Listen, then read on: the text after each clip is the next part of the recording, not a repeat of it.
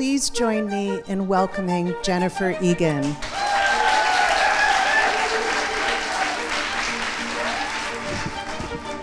Jenny, such a pleasure. Thanks so much for coming. Thank you for having me. I know that later when Jake joins us, we'll talk about the Goon Squad more, and we'll talk about how infused it is with music, how you used music as this kind of running thread, this kind of scaffolding for that book. This book strikes me as more conceptual in some ways, even though it's a sibling book and we're returning to some of the same characters. Both shift in time a lot, from the 60s to the future. And I'm wondering, given that it's been 10 years since the Goon Squad. 12. How have your predictions fared? That's an interesting question. Well, they've been, luckily the Earth's orbit has not been altered by climate change yet, so I'm happy about that. I guess, a lot of it sort of has happened, but I think that's partly because it was clearly going to happen. Little kids do use touch screen phones. I don't know if they're actually ordering music.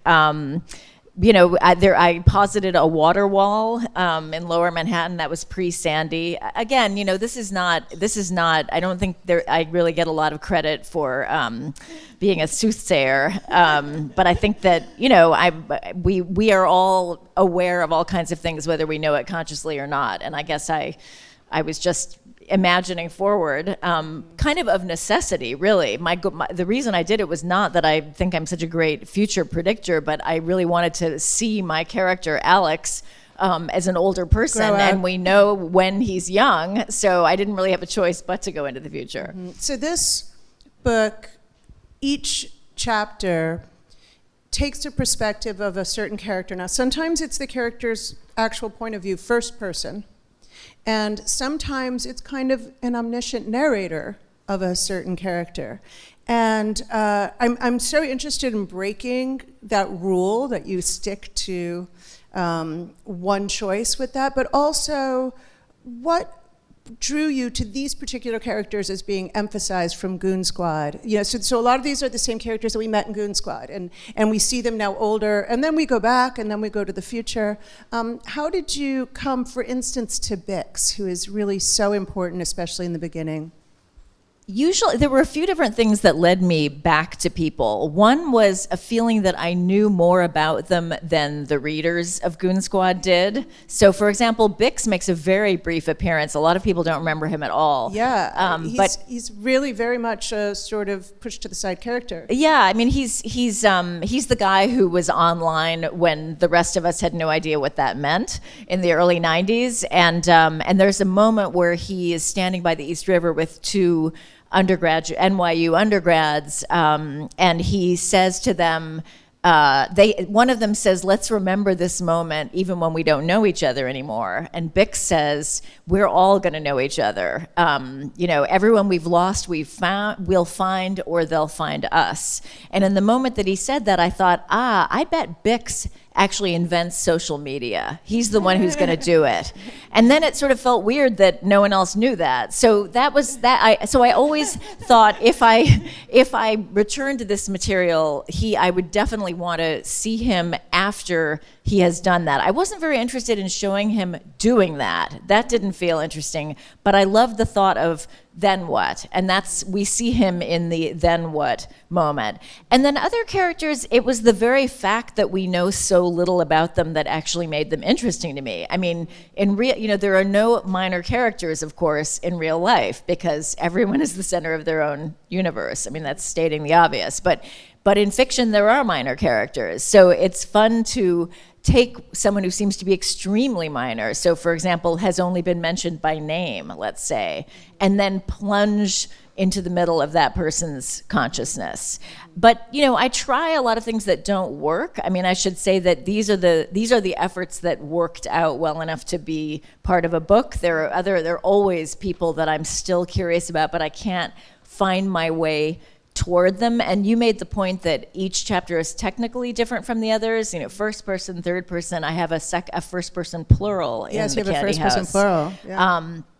my goal is really that each chapter be technically different from the others, if possible. And so finding a voice that feels alive and an interesting way of telling a story is part of the reason that I can't make a lot of them work out. I have to sort of wait for everything to align correctly. Well, just to catch everyone up, in case some people might not have read Goon Squad, so again, the book is infused with music as its kind of scaffolding, but it's also very much about a young group in the 90s that are uncovering their lives in this very interconnected way, and there's a lot of time shifts. And in this book, we start with Bix, who, as you said, was somebody's boyfriend, really, in Goon Squad, and he's reflecting on those years. He brings us back to that time, remembering being in an apartment on 7th Street in the East Village, and his friends reflecting on big questions. But by now, he's a celebrity. He's in his young 40s, and he's a huge tech mogul. The whole world knows him. He can't walk down the street without being in disguise, but he's still looking for that big thing. And so Bix really brings us to a certain point, and I feel like a lot of people talk about the social dynamics of your books. But you opened with this quote from Emily Dickinson, which I've tried. Let me try it. May I try it? She says, "The brain is wider than the sky, for put them side by side, the other will contain with ease, and you beside." And I really feel that there's some deeper theme here than just the social connectedness of these young people. And what does that quote invoke for you?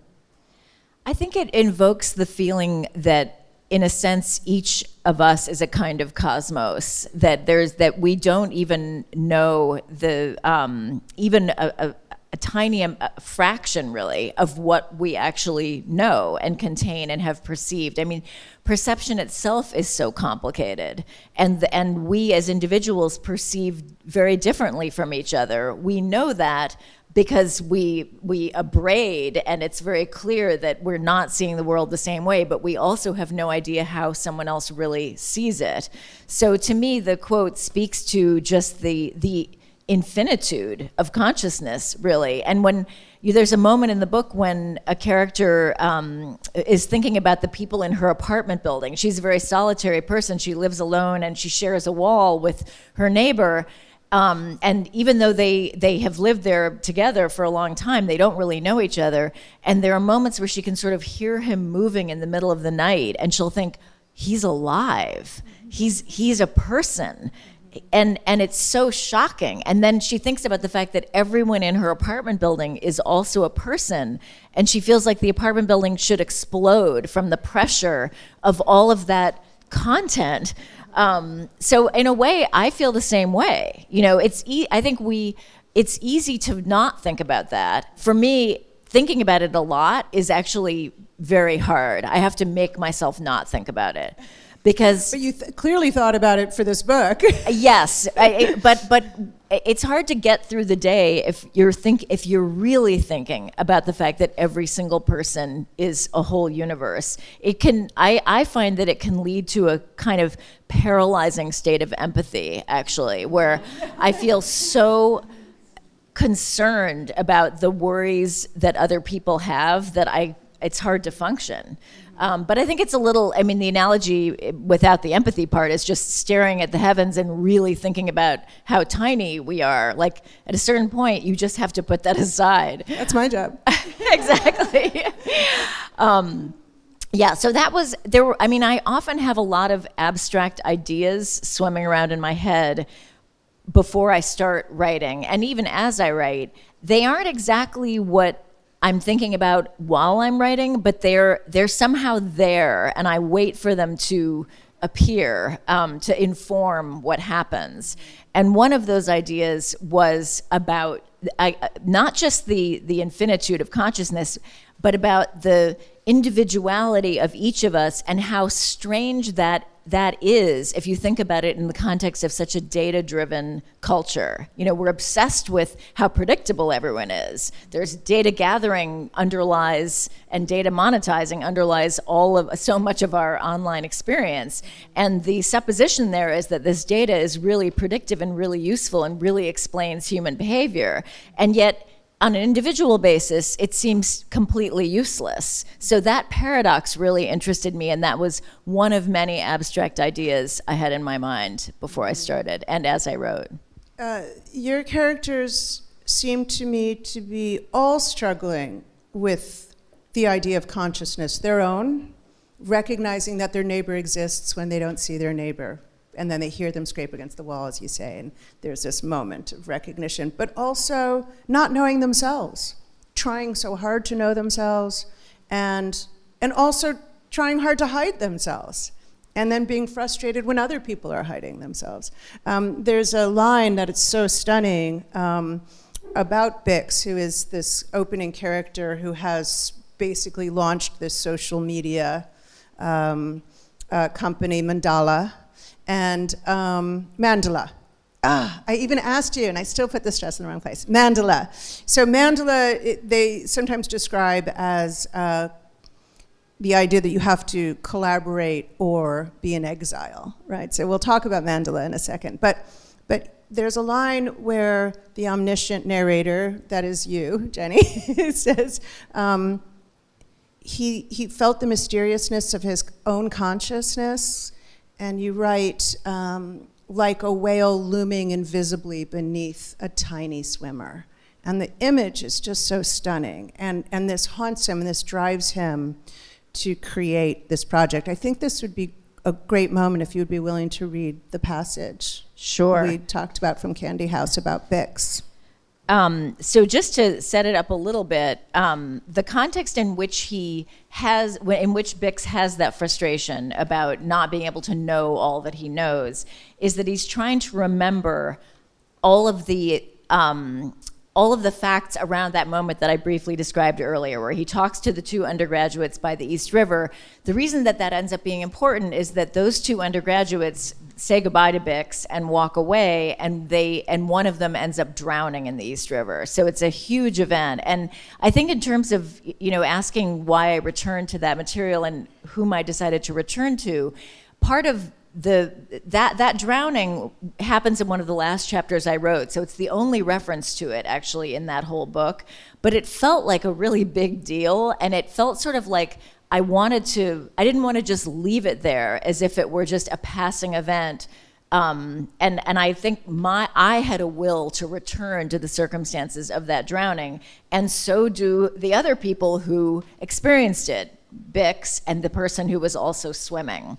So Bix's invention, which I feel like I should just quickly explain, what he ends up inventing is a machine that lets you externalize your consciousness, all of your impressions and memories in a cube, so that you can then learn everything that's happened to you, review it from your present day perspective, and if you want, and this is a big step, but purely voluntary, if you want, you can share all or part of your consciousness to a collective in exchange for access to the consciousnesses and memories of everyone else who has done the same. So in the part I'm going to read, Bix, this is from the point of view of the guy who was swimming with the boy who drowned, and the narrator is Drew.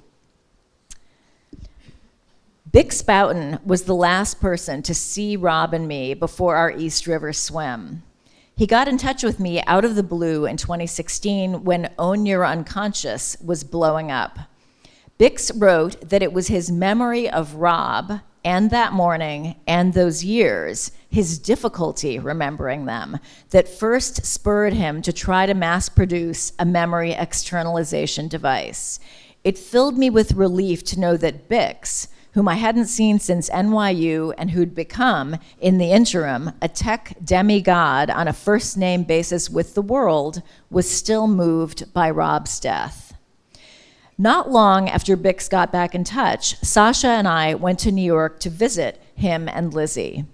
The four of us watched Bix's memory, of April 6th, 1993, on separate headsets. Bix started rolling as we arrived at the East River at sunrise. "Gentlemen, good morning," came Bix's voice, and there were Rob and me through Bix's eyes, two shaggy-haired 19-year-olds. Kids was my first thought. As a parent, I saw Rob with aching clarity through the screen of his reddish stubble, his exhaustion and worry, an edgy eagerness to please that his irony couldn't conceal. At one point, he lifted up his arms in a stretch, and I caught the old football bulk, the ridges of pink scar tissue inside his wrists.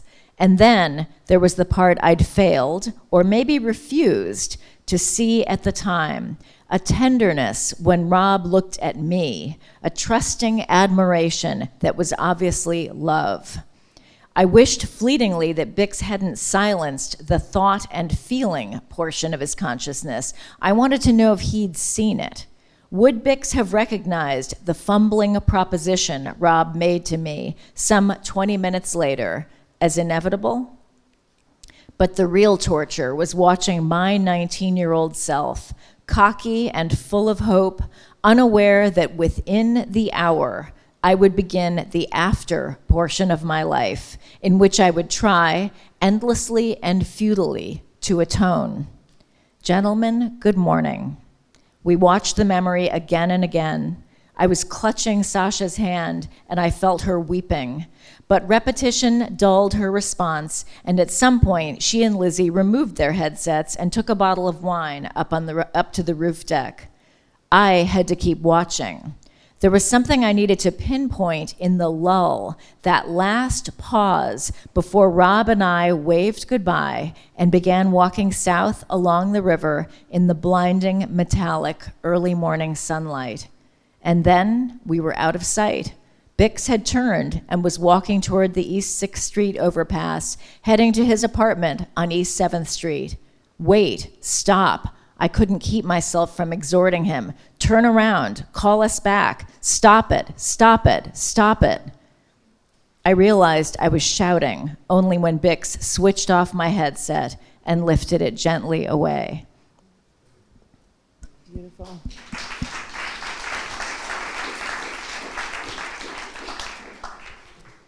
It's such a great passage because it encapsulates some of the really conceptual stuff, just the idea that we could externalize our memories and share them. But it also captures some futility about, even in the idealized realm that you've created, when that's possible, the futility of that experience in some sense. For sure. I mean, people use the device in a very investigative way in the book. You know, it's, I mean, this is an example, and their children use it to experience their parents' memories. That happens quite a few times. But there's almost always some aspect of disappointment, although this is, I think, even stronger than that. There's a woman who revisits a memory of her father's, and he's passed away, when he goes to he's a kind of straight-laced California businessman. In 1965, he ends up in this sort of crazy adventure. He goes to a marijuana farm in Eureka, in his Oxfords. He's slipping around in the forest, and he has a kind of awakening to a different kind of life he wants to have, and he has an awareness of a big cultural change coming. And he returns home in some ways changed, and we know that he ends his marriage and everything is different after that. And his daughter is then, in the memory, 6. So she sees herself through his eyes as a 6-year-old. What she learns, in addition to what changed her father, which is really what she was trying to find out, she also finds out that he loved her brother a lot more than he loved her. She rips the headset off. And that's her sister. No one likes being inside their parents' minds, it turns out. And in a way, I think that's kind of true. You know, it's funny. I sometimes think of the analogy. This is very trivial, but wanting to know what other people think is a really dangerous game. And for writers, it's looking at your Amazon reviews. Oh my God. Don't do it. Like, it's not for us. So, why do we look at them? And I do not, because inevitably it's always the mean ones that we're drawn to, and you can't get those words out of your head. You said to me that this idea of externalizing memories was in part inspired by having read about a study where they were trying to visualize memories. Yeah, I mean, I'm always, I guess looking back over many years, I'm always fascinated when I learn that any part of personal interior life can be externalized. And someone told me, and I actually don't know, I never read the study, that there was a kind of crude thought visualization that was possible. And I thought, that can't be. It feels like, it feels like a barrier that just, it seems impossible that it could be crossed. And I didn't investigate it fully because I think in a way I didn't want to know the answer. I could feel that it was sparking something in me. And I think that was the beginning of actually thinking about all this. But I should add that the machine itself, what Bix invents, did not become clear to me until pretty late in the process. So it's not like I started with an idea, this machine. Because, by the way, the machine is not an original idea at all. Apparently there's been a Black Mirror episode that involves stuff like this. I'm not a big sci-fi person, so I would never assume I could make a meaningful contribution to that genre. The machine came about almost inductively, but there were things in my own life that kept bringing me up against this. And one of them was that I learned just by chance that a childhood friend had died suddenly in a car accident. Now, I had had no contact with this person in like 40 years, so it's not like we were close, clearly. I had not even seen her, I think, past maybe age 13 or 14. But the minute I learned she had passed away, I was stunned by a sense of loss, not loss of a relationship, but loss of a kind of reminiscence that we could have done together if we had ever gotten in touch, which we didn't. So it was very strange, but I kept thinking, wow, I can never talk to her about those years. Suddenly it felt like that was really a bummer, and I was really sorry about it. And the second thing I learned was that my sudden curiosity about her was very quickly satisfied, more than I ever would have thought, just by looking at Facebook. I mean, I was able to put together so many pieces of her life, and that was also kind of shocking. I'm not a big social media person, so maybe I'm stating the obvious, but it felt like there were all kinds of artifacts, dribs and drabs, surprising things that made it possible to construct this person's life relatively quickly. So somehow I think those two ideas, the idea of this collective of information that contains, I think, more than any of us want to maybe think about for the person who's looking carefully, coupled with that sense of the inarguable, the inarguable end of any possibility of communication when someone passes away. Maybe that is arguable, but I think for the most part not. I keep wanting it to be arguable, the more people I love who pass away. But those two ideas, I think, somehow fused into this notion of the machine, which came to me in glimmers of things that other people would say in the book. Like there's a moment where there's a tech guy in the 2030s who he's what's known as a counter, meaning he's a data person. His job is to learn about people through data, and he's trying to figure out how to make his coworker fall in love with him. And this is Lincoln. He's also very present in Goon Squad with pauses in music. Yes, right? He's in the Great Rock and Roll Pauses chapter. Yeah. And so he briefly considers that if he wanted to view some of her memories, he could learn a lot about what she likes and doesn't like, but that would be a gross violation and he can't do that. And as soon as I saw that, I thought, okay, so this is a world where that's possible. So that, in that way, the machine came about gradually. There's a way in which the novelist is doing this too. right?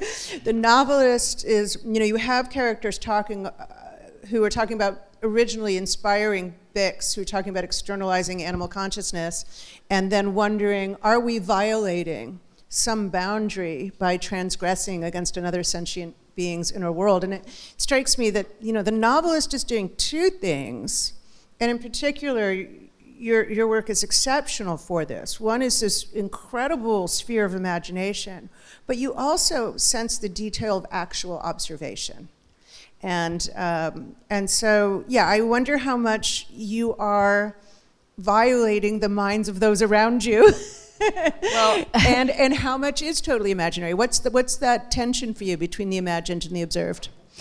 Well, I don't, and in fact can't write about myself or people I know with any success, and that is a relief to many.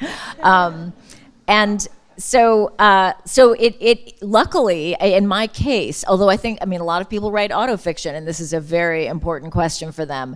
For me, it is made up, and I think that's partly because what I love about writing fiction is being in a state of surprise and discovery. So I can't have that if it feels familiar. The minute I have a whiff of familiarity, I feel kind of deadness come over me. So. However, of course, observation is an important part of, storing up whatever knowledge I'm using.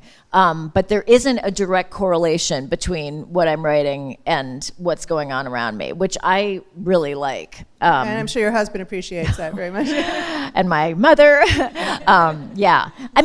There's more of my life in there than I often know at the time. And I think especially the Lou Klein family configuration, the businessman who goes into the woods, that it's clear to me that there's a lot of connection there. And it's interesting, on my website, I've done this thing where if you can look at the first page of every chapter as published, and then if you hover over the first paragraph, that peels away and you're looking at a marked up manuscript. Then you can get beyond that to the original handwritten first draft and even go further into failed earlier attempts. Oh, wow. And I had a moment of considering putting in a photo at the very bottom of the chapter about the California businessman of the family that I grew up with, which was my mother, stepfather, and little brother. But I felt like, no, that's actually not right. It really isn't us, so it doesn't make sense to do that. But the thought did cross my mind, so there's something there. So you, like your characters, are trying to understand. Exactly. Where's my consciousness cube? So Mondrian is a competing rival company which has a completely different life philosophy and is subversive and leads to what are called eluders. Can you tell us about eluders? So there are these kinds of types of people. You've already mentioned counters who are really on the social media side, and then there are these eluders. Yeah, in a way, an eluder is a more extreme form of, I guess, what we would today would be someone who renounces social media or even actually goes off the grid, like gets a flip phone and says, "I'm checking out." Actually, or has a fake persona too. Well, that's even more the proxies. Yeah, that's that's the way in which it goes further. But basically, eluders are so horrified by this collective consciousness because even if they don't share their own externalized memories or even externalize their memories, they're still fully represented in the collective by all the people who have seen them over the course of their lives or interacted with them who have shared their memories. And the analogy would be like, that in North America, all of us are findable DNA-wise because enough people have had their DNA analyzed and shared those results that we are all connected in that way, whether we like it or not. So the eluders hate this so much that they decide to leave their identities behind and actually shed them. And one person likens it to an animal gnawing off its own leg to escape a trap. Mm-hmm. And you say as the price of freedom. Yeah, as the price of freedom. And for what freedom means for them is to take on a new identity, to leave behind what feels now like a kind of corrupted and overused previous identity and begin anew as new people. But it's not quite that simple because if you just vanish, everyone knows you're gone. And the counters in particular are supposed to be looking all the time to make sure they know who has eluded, because their data won't be correct if people are disappearing. So what the eluders do is they hire proxies to impersonate them online, so that only people who would expect to see them physically will know that they're gone. And the proxies range from a program that just creates utterances using previous utterances, and that's kind of the lowest level, to an actual human who manages multiple identities online and impersonates them. And I suggest that the people who are best at this are fiction writers. So Mondrian is a company, a not-for-profit, that enables eluding and manages proxies. And it's run by a guy named Chris Salazar, who's the son of a very important character in Goon Squad named Benny Salazar.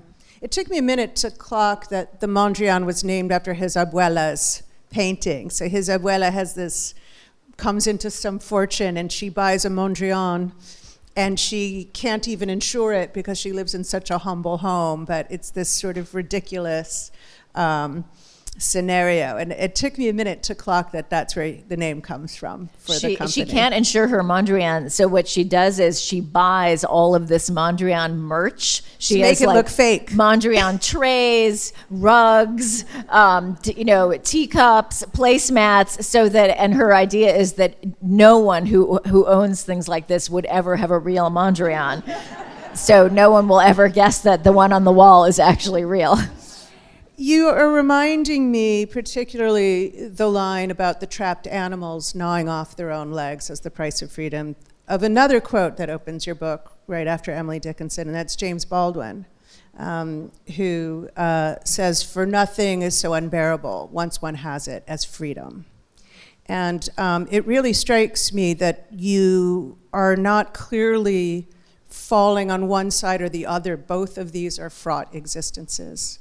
Yeah, I think I wouldn't have been interested in writing about it if I felt I was falling on one side or the other. I am not a big fan of didactic fiction, and I feel like for me, fiction is a place to ask questions but not answer them. And maybe it's because I'm also a journalist, and somehow I feel like that's more where I function as a question answerer or information provider, maybe. But yeah, I think what makes any milieu feel rich is the very fact that I don't have a judgment. I personally am not that into technology and am somewhat afraid of it, both as an incompetent user and as a boomer who didn't see any telecommunications developments until I was like 18 years old. But as a fiction writer, I feel like technology has given me so many ideas and opportunities, both for narrative approaches and subject matter. So I'm pretty curious about it as a fiction writer. So we have the eluders, we have the counters, and the counters are very interesting because Lincoln in Goon Squad is kind of a, I would say, slightly autistic character, probably, or that's how he's perceived, and he's very obsessive and very analytical and counting exact timing of pauses, which you and Jake will talk about, hopefully. But here he's a successful adult, and yet is still that, and still carries all of that with him. And he says something about how all the counter stories, and I love that he calls them stories, he says, have a combination of triumph and sadness because the world has come our way, right? Because the world has yielded to them. So I'm just curious about your thinking about these very analytic mathematical minds that you have, I think, quite a lot of sympathy for in your books, and time for. Well, it's interesting. I would never diagnose Lincoln because luckily as a fiction writer, I don't have to diagnose anyone's because I don't have to treat them. One of your characters diagnoses him. But he is certainly a very analytically minded person, and to a degree that when he's a young guy, is extremely alienating to those around him, especially his father. And what he says is the world has come around to him. The interesting thing about that chapter, which was one of the first ones that I wrote, I actually wrote it back, I think in 2012, in my whole career, I have never had to do fewer drafts from beginning to end of any piece of writing that I've done as I did that chapter. And when I wrote it in 2012, I didn't even type it up because I started working on other things, and I just put all this first draft material in a drawer, and only about 50% of it was even worth typing.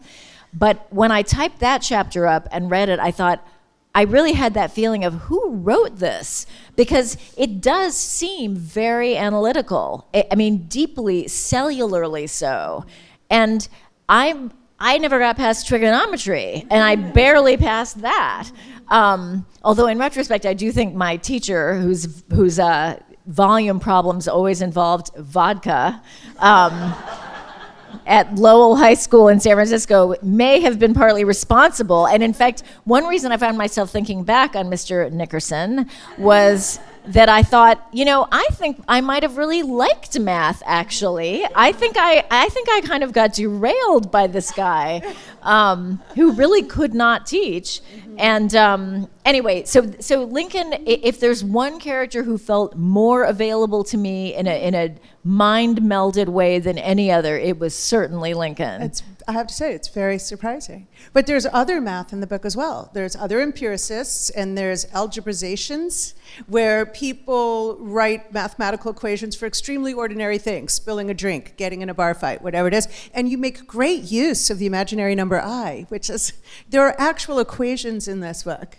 That was very fun. Well, I didn't do what I really wanted yet, which was that, and some other, just to sort of, the list of ideas that were provocative to me, kind of abstract ideas, included the question of the relationship between statistics and life. I guess another iteration of that is that my son was looking at a book of statistics. He was and is really into baseball, and I kind of got pretty into baseball too through him.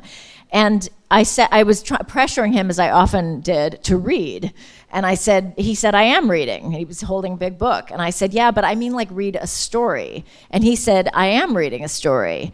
And he explained to me that a table of statistics about a baseball player's career is absolutely a story. And he narrated this particular table he was looking at and showed me how this player,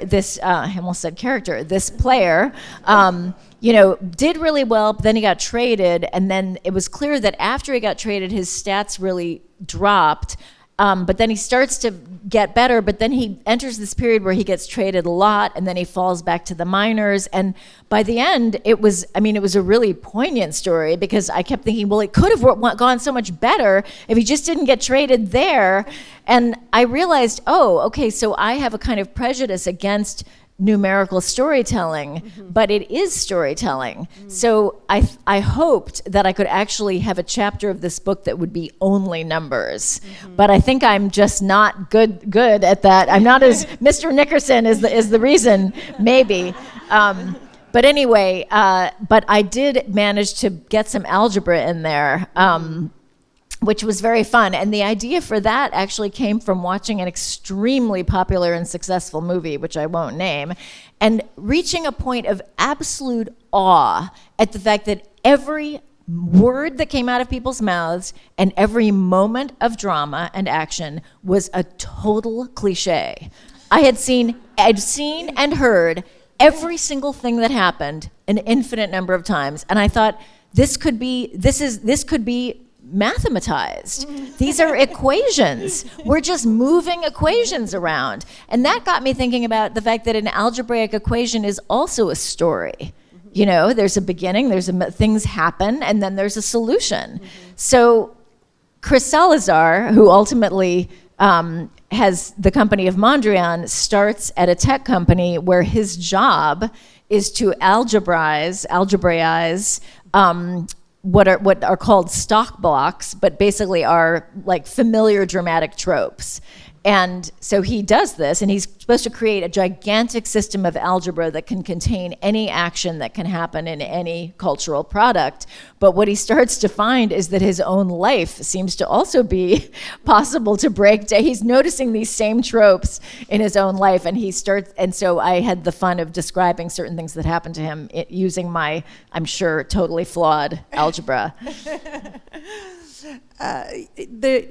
Beyond these types, there's one character who's one of my favorite characters. And I wonder about this for you, how much readers bring to books that make it so different, and how do you feel about that? So I might come in and say Alfred means, you had this synergy with Lincoln.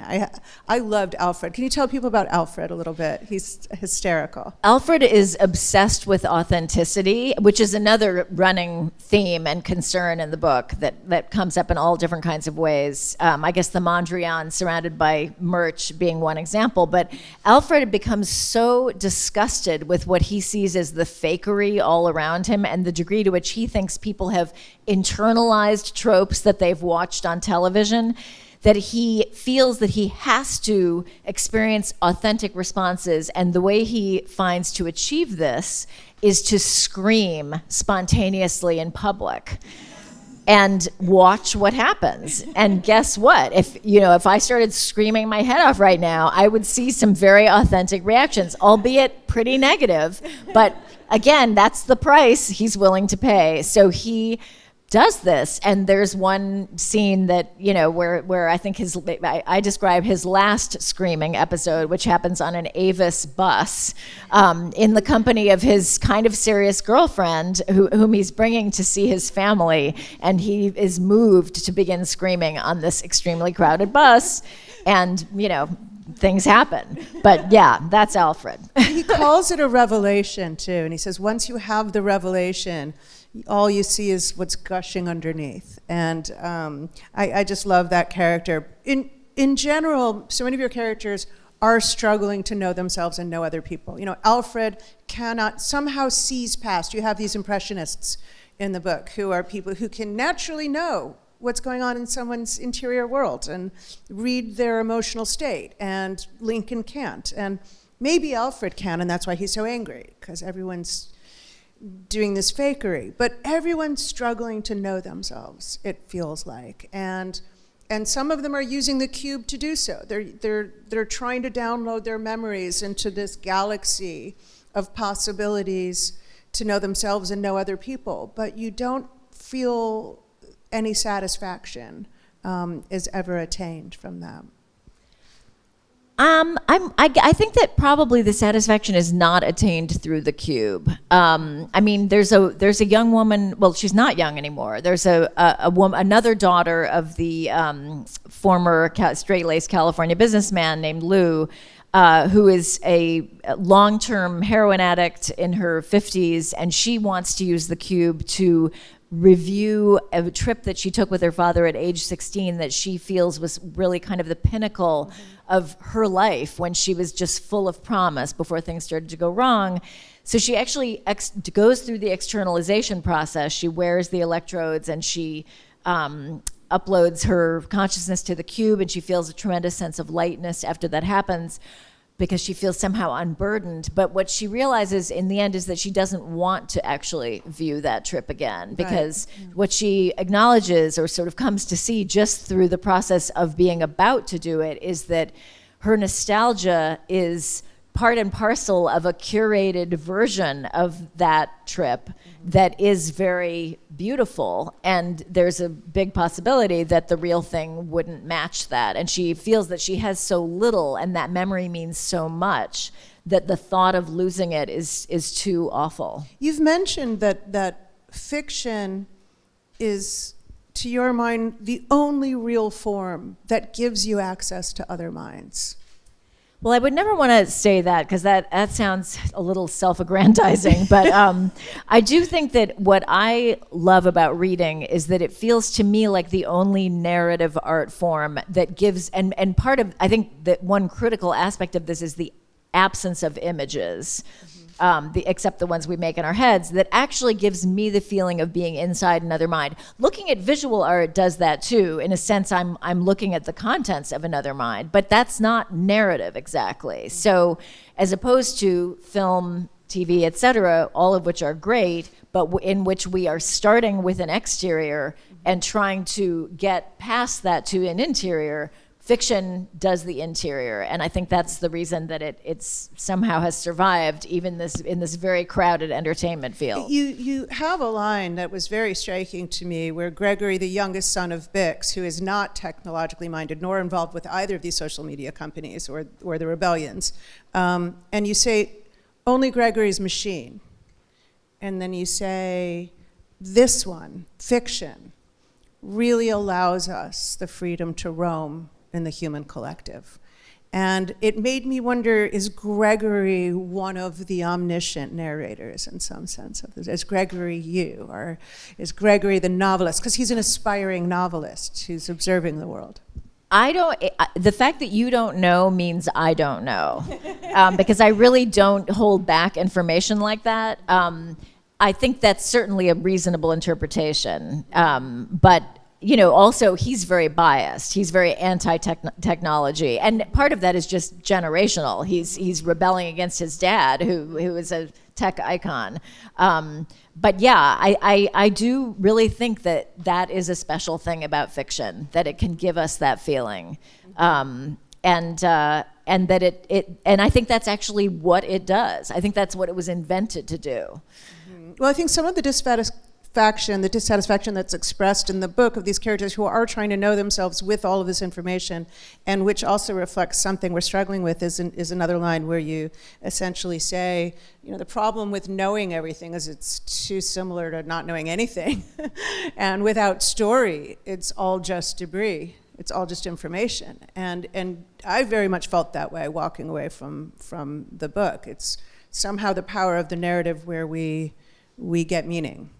Well, I think that's even true in data science. I mean, one thing that's so striking to me is that with all of our data saturation, we actually are not very good at predicting major events. I mean, 9/11, out of the blue, Trump election, not expected even by his campaign. So, a pandemic, I mean, pretty much out of the blue. But of course the information is always there, and there always were people who were predicting these things, but somehow that storyline didn't become dominant enough that it was widely known. And so I guess the interpretive part of data analysis is the storytelling part. What is important here? That is really the big question, and that's where the storytelling comes in. So before we invite Jacob, I do want to ask you, because I know everyone loves to hear about process. Do you write every day? Do you write all the time? Everyone wants to know what the magic secret is, which you can't emulate it, people. It doesn't really work like that. But but are you up first thing in the morning every day writing? Are you throwing it away? I do not write every day. I do not write all the time. But I do. So I guess the key things about my process are I write fiction by hand because I find that leads me out of my analytical side and into a more improvisational mode, which is where the only good ideas I have come from that. If I just sit down and think, here's a story, it won't be very good. And when I'm writing original material, I try to write 5 to 7 pages on a legal pad a day. I do not read it over when I'm done. I just read it over the next day to get back into the flow. Most of it is terrible, and that is an important part of my process, that I'm just going for quantity, not quality.